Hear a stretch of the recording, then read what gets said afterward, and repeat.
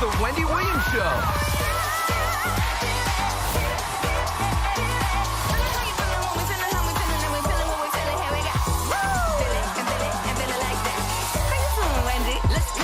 Now, here's Wendy.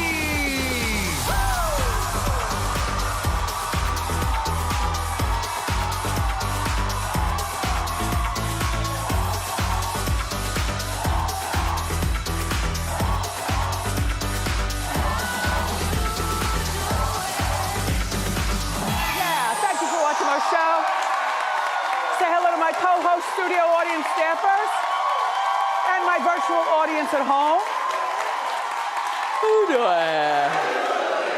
doing okay? Let's get started. It's time for Hot Topics.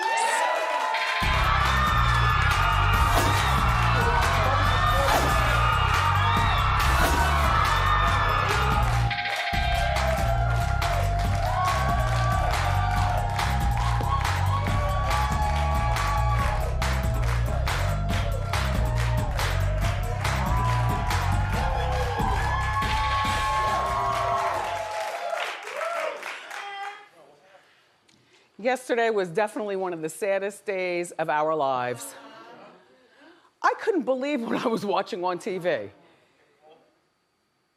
And look, the Trump supporters stormed the White House. Clearly, there was an insurgence going on that wasn't successful. 4 people died, 1 with a bullet. She was shot and killed. Many people, I'm sure, were hurt. This man sat at Nancy Pelosi's desk with his feet up on, just, how do you get that? Like, how are we supposed to feel safe out here in the streets when it's not safe there at the Capitol? And the president is watching all of this for the next 2 weeks until January 20th? You're watching all of this, sir? And not going over there and saying something to your people? You could have ended this a lot earlier. And in the name of Mike Pence, his shoulders must hurt today. He had to wear all this on his shoulders at 3:30 in the morning. I don't know where you were at 3:30 in the morning. I woke up at 2 and looked at CNN and didn't see anything. They were still, you know, showing the horribleness. Well, it didn't show up until 3 a.m. So when I woke up this morning, that's when I found out Congress confirmed that Joseph Biden is our new president. In 2 weeks, in 2 weeks. I gotta tell you, in the name of the half a duck that I ate, I ate a whole half a crispy duck. Some of it, look, I started out with the fork and my Louis Vuitton hot sauce.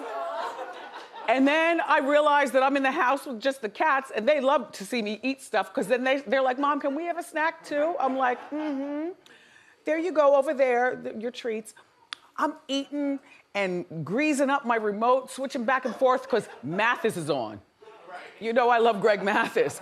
I needed something to break up the monotony of what was going on. And then here in New York, there were other things happening, you know, crime-wise and protest-wise. A lot of it, though, was done in peace, but still. In the name of these vegan leather pants.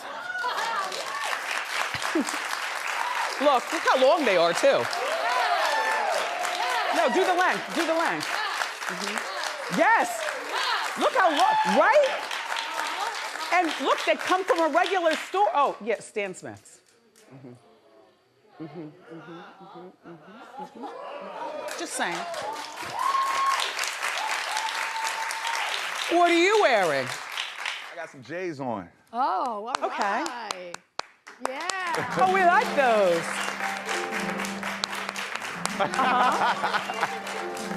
Sus One, my featured presentation.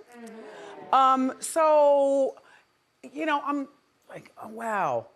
And then the other oh, wow, I guess, to you all, but you saw this coming, Kim and Kanye, and I had to, listen, I'm a woman, I'm allowed to change my mind several times within 1 minute. You know, at first I told you all, well, why bother divorcing? You know, we never really believed in love, love, love with them anyway. I mean, you know, yeah, I ate the crow, but that was because they had the ceremony. Doesn't mean that I believe the ceremony was real marriage, like how regular people get married. And they, you know, you got bills and kids and you got to fight and stay in the same house and stuff.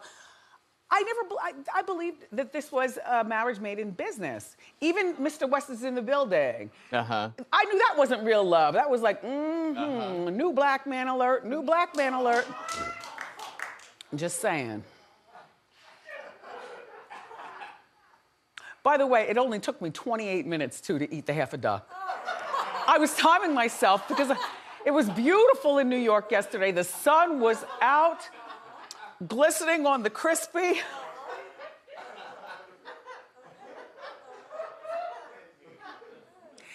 Anyway, I changed my mind, and my mind is they should get a divorce, and I'm going to tell you why. A real divorce. Okay. It's going to be eventually very embarrassing to the children. When they grow up, you know, they're not going to be this small all the time. Children want to know at least that their parents know how to conduct themselves in sort of a decent manner with each other, regardless of what the public thinks, in a decent manner. Kim should be allowed to go on and make herself available to get married again, legally married, with the papers. And by the way, no, I don't think she's messing around with Van Jones. Van don't want none of that.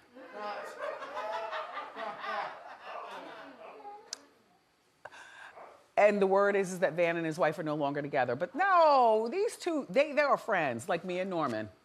No, what? Excuse me? Sorry, Van, I like you too. I like Kim too, but I'm just saying, I don't know who started this. Clap if you believe that they could ever possibly get it in. Joelle, only because you want it to be seen. No. Joelle is one of my senior producers, and she produced Cynthia Bailey today. And she said that Cynthia can't wait to get here and tell it like it is regarding her own life. So here's what they do. They both want the house. Kim, you got the house. Now, first of all, she's got the best divorce lawyer ever, the Wasserman woman, who wins for all women out there in California. The house was built by Kanye, so he could say he used all of his money for all the materials and he was there for all the designing and stuff like that. Okay, fine. That's the house that I went to. It's all white inside. It's nice if you like a sterile environment. You know, I like a lot of clutter, you know, my style. But it's a nice house, very well appointed and very private. But the land belonged to Kim even before she met and married this man. Oh. So now you tell me who's smarter, Kanye or Kim? Oh. I say, no, because Kim got the land, she gets control of what's on the land. And if I were her, I would give a bulldozer to each one of the kids. And no, I would send them off to play at a friend's house, and I would hire a company and bulldoze the whole house. And I was gonna say build some NYCHA housings there for, you know, because well, California. I mean, California, Yeah. NYCHA isn't right. NYCHA. You know what I Right. some upscale projects where everything works on the property, because she's now for the good of the people, she says. So, but instead, here's what I say, because all your neighbors are complaining you're not zoned for that. Build a lot of kale and vegetables and stuff, and you make sure that you give all that stuff to vegetable markets. When I tell you it's acres and acres, it's not just where the house is. Like when I was there, she showed me, Wendy, it goes back, it goes beyond, it goes beyond the fence, it goes beyond this fence. Yes, it goes up and beyond. So, oh, Kim, you can't ask for full custody of the kids. I mean, I get what you're saying, but because I don't think that he's well. But what I do think is that make him have the illusion that he does have some sort of time with the kids, but you always send security strapped up and somebody from the mental health community, a couple of people, a few, to go and don't crowd him with the kids, but just keep an eye on him with the kids. And he should be allowed to go on, and I don't think he'll ever get married again, but he should be allowed to go on and be single. It shouldn't be like, we caught him kissing on a yacht. It should be like, oh, no, that's his new boyfriend, or that's his, you know, boo for the night, or whatever. Yeah, I didn't... No, I mean, he knows guys. I didn't mean kissing guys. I meant kissing women, but he makes music, and his music, he likes his guy squad. You know what? Leave me out of this. Get the camera off of me. I want to ask you a favor. Uh-huh. While What are you about to say? while we're waiting for lunch, you know, in between, because it's a late day here, can you please look up Jeffree Star? Okay. Uh-huh. Get me his number immediately. Uh-huh. Now, Jeffree Star is a good friend of Kanye's, and Jeffree Star is, he loves to party. He's got over 17 million followers on social media. Jeffree Star is worth more money than Kanye, they say. He's got makeup, and I've never heard of Jeffree Star makeup. I only know Jeffree Star, who dresses in various hairs, and you know, he's like thin, like twink thin. Exactly. Yeah, he's thin, and he's got really loose lips. And he does a lot of, and he spends a lot of time in Wyoming, which is where Kanye, that's all I'm saying, is where Kanye likes to stay. Norman? Don't look at me. Okay. But Kanye went on social media yesterday and said, it's over, or free at last. What was his quote? Kanye or Jeffree? Kanye. Kanye? I don't know what his quote was. No, Jeffree's already said a lot. I don't think Kanye said much since this story That's broke. not much if you do 3 words. It is over. Right. Anyway, you know, congratulations on your divorce. Jeffree, please stop being so messy. Jeffree's like, you should come to Wyoming. It's beautiful here. The mountains are big. Yes! And he's got his own plane, so he doesn't have to wait for Kanye to say, you know, get out. He can just walk outside. The driver is there. Take me up to the sky and off to the next place.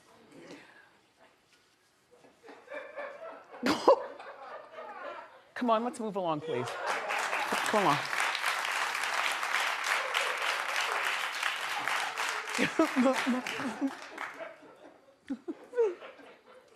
If you would stop laughing. If you would stop giggling over there, Anderson Cooper. I know.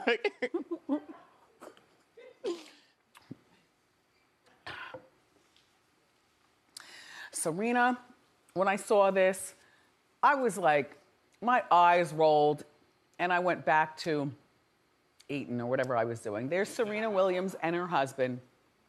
His name is Alexis, and he defended his wife when this old man, 81 years old, a former Romanian tennis player who's also a commentator, so he commentates on tennis, and he said, now, we know that this didn't come through his social media. We think that this came while he was commentating a match over there in Romania. Right? So he's sitting with his other fellow Romanians, and nobody says anything or tries to stop him when he goes, at this age, and wait, she is now, she does not move as easily as she did 15 years ago. Well, who does? Suzanne? Oh. I like your pants. Oh, thank you. They're tartan. I love tartan. Yes. You know I love tartan. Mm-hmm, mm-hmm. Yeah, Sometimes head to toe tartan it makes you look bigger. Yeah, oh no. No, just on the bottom.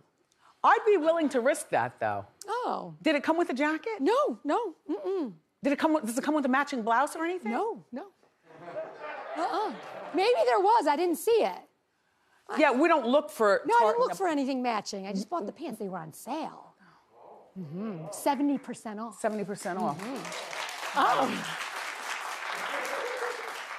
Thank you. Hey, Willie, let's try something tartan-esque for tomorrow. Oh. You know what? I want it at the top and at the bottom. Oh. But just so you know, even if I look like a Oompa, just remember this look. Okay. All right, so anyway, so he posted back to the old Romanian and says, 2021 is no holding back when the racist, sexist clown with a platform comes for my family. He said, comes for. Alex. I didn't mind that statement. I didn't mind him saying anything. I'm glad Serena didn't say it. You know, they've got their child together. So they are a full married family doing their thing and minding their own business. But what he did do that I did mind is that he started commenting back to the people in the comment section. And you know, people in the comment section will always win because they don't show their face and their outfits. You know, it's easy to comment when you sit there with the keys like a coward, you know. Anyway, all right, so what's next? Oh, I did want to tell you about Lauryn Hill. Well, you know, she explains, for those of you who've been wondering all these years, why it is that she never made another album after The Miseducation of Lauryn Hill, which was so big. I remember that album. That album was so big in my life. That was about the time that I had left Hot 97 and then started working at Power 99 in Philly. And I went through 1 7-week miscarriage and 2 5-month miscarriages. And then I was successfully pregnant with young Kevin, and that song, Zion, that was my song on the whole thing. I mean, I had other songs that I'd like, and I'd listen, you know, riding through Germantown and stuff like that, getting to the radio station and coming back. But when that Zion song came out, ooh, I was like, come on, Kevin, Zion, Zion, yeah. And then I was on bed rest and didn't listen to music. But she did an interview with Rolling Stone, and she said that her record label never asked her to do another album. Well, first of all, who's waiting to be asked? Lauryn. Oh, sorry. Who's waiting to be asked to do another album?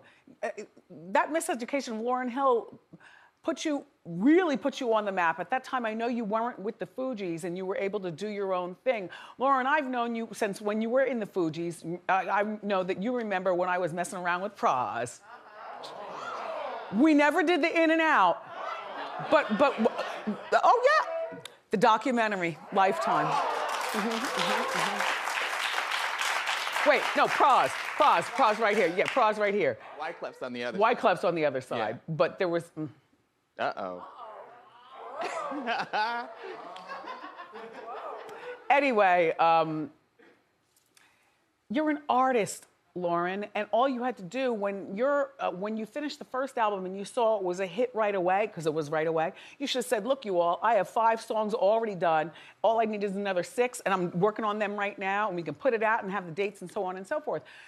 This is your fault that you didn't put out another album. And also, she said there was sexism, and she didn't say where it was coming from, but I believe that was probably coming from, no disrespect to what I had at one point, very brief, maybe 1 month, maybe 2 weeks. What? Yeah. I never knew this. Sleep over. Okay. Divide the covers, nothing's happening. Right. Like, you know, get to know you. But he's in and out of town, and the Oh.